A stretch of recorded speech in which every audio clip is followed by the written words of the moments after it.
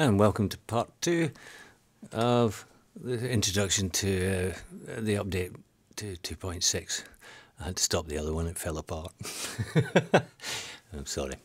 Right, so another new function is the note trigger or mode on the switch sequencers, which are the blue ones at the bottom. There's also 6 of them now. I've added 2 more. It's quite useful little beasts. I'm still run out of them. Anyway, note trigger. What we basically set this up to do is to send out a note on each step. So that works well. So we've got the main sequencer playing. We'll just switch that off for the moment so you can hear what's going on. And in fact, let's get rid of that so we can see as much as possible. I've included a little beat looper, which is a modification of the Twisted Tools beat looper that's available on the user upload. It's just this is just a couple of drum loops in just to show it, show functionality more than hey, look at this. So basically, what we've got going on here, let's set this to all at once so you can see. Right, so it's basically just triggering the sample from the start for each step, and we can alter the start length. I've got a little sync button there. If we switch that off, we can. The sync synchronizes the change to on the beat so that you get your steps going. We can assign a LFO to control that. So it's stepping through the beats as it plays. And if we make the beats last a bit longer,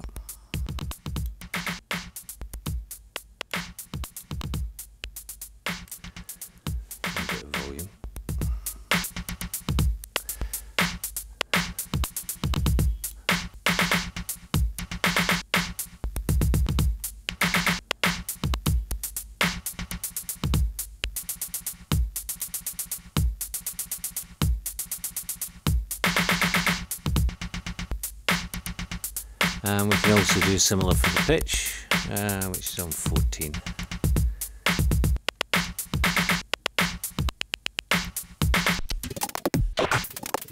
And that has a sync as well to it.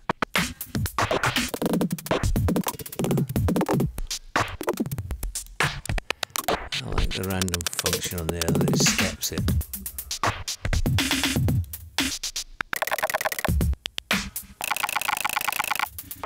Well, you can start getting some wacky noises, and right, well, I haven't explained the controls down here. So we choose note trigger from the modulation output, and what we've got here is that's irrelevant, that's 0, and that 1 is chooses your note number. So we're playing sample 1 at the moment, we've got 0.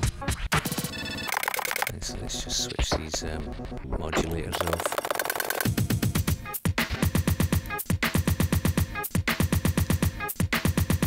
So we can step through the loops.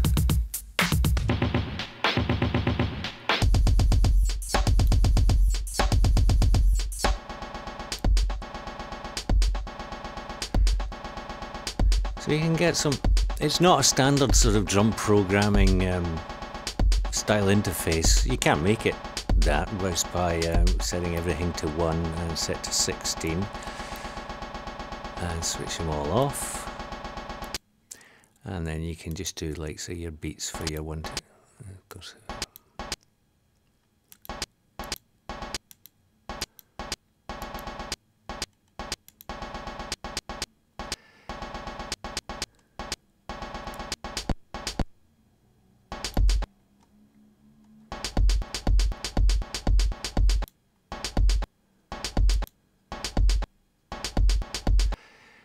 But I prefer to mess about with the times. I just get something very unusual going on.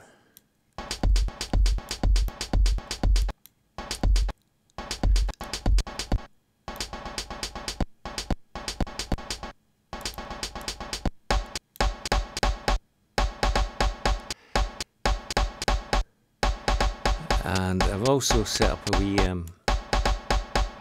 this is just a little map player, and this is polyphonic. The loop player's mono, so you can only play one. You can change, as you change the pitches, it'll just basically. So the map player, I've got this hooked up on here.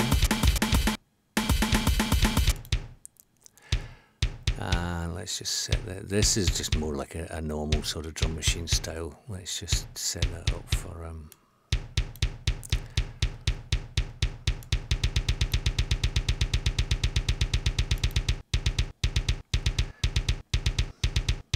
and so we can have another sound.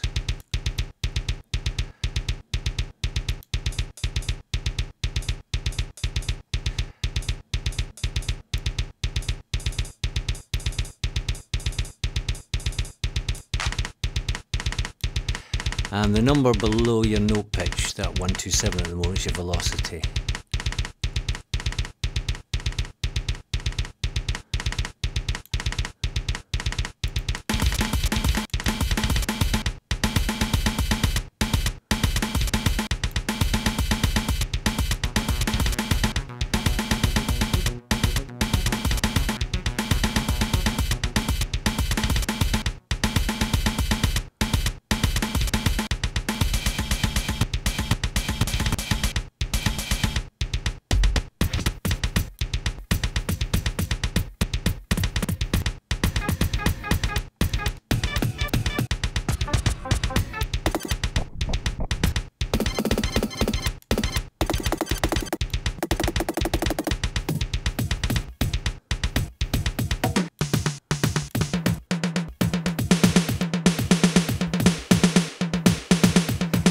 Well, a railroad racket can be made.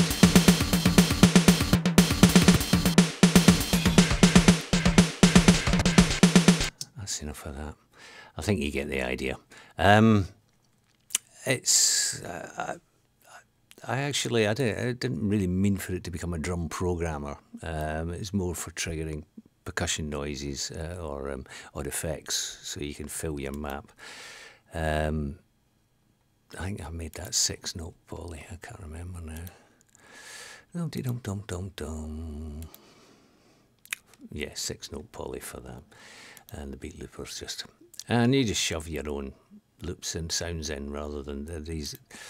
The sounds there are just, they're from the Reactor library somewhere. I didn't want to. I had to be a bit careful, so I don't put copyright material there. We don't want that. I don't want to get into trouble.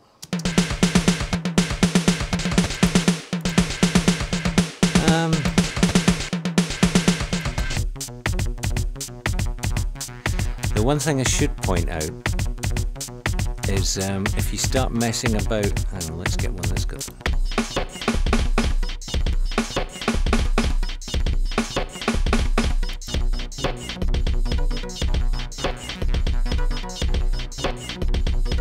Sorry, it just didn't sound like what I remembered it sounded like.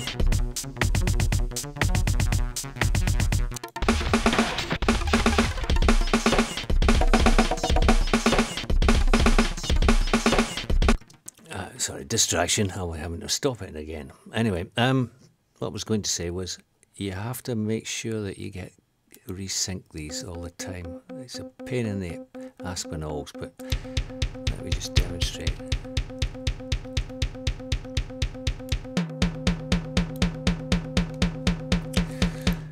It showed off with the percussion synths the most, right? Let's just.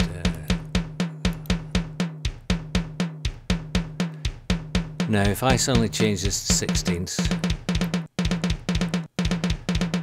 it alters, they go out of sync. So you need to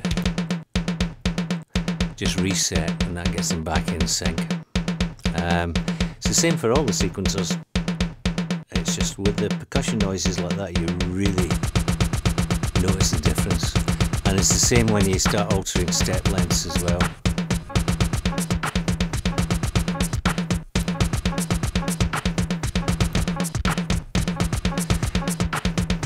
Now, when you're chaining the things together, I've made it so that every time there's a snapshot change, it resyncs everything. And you'll probably notice there's a yellow light flashes. We look around here, there, it's all over the shot. There should be one up. Yep. And that yellow light, that yellow light signifies, thank you, sorry about that. The yellow light signifies resyncing everything, all the clocks get synced. If we do the resync there, they should all flash, yes. That's because we've already resunk. Ooh, resunk. Anyway, right. So that's the note trigger. Whether it's useful, who knows? Quite useful to send out to a modular, I would have thought, as well, along with the other triggers that I've set up.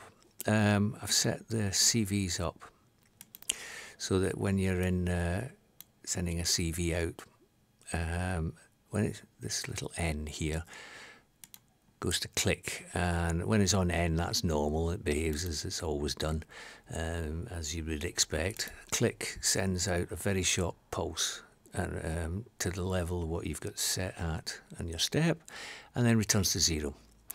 I mainly set that up to clock my sample and hold module on the MS-20.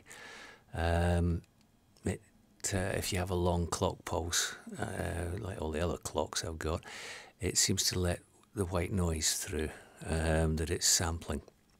So the shorter the click, the less white noise comes through. Now, whether that's a fault in my MS-20, I have no idea, because I've only ever met one, so I don't know what other MS-20s behave like. But anyway, that makes it as short as possible and still triggers it reliably. So, and that gives, I'm sure that'll be quite useful for different clocking things.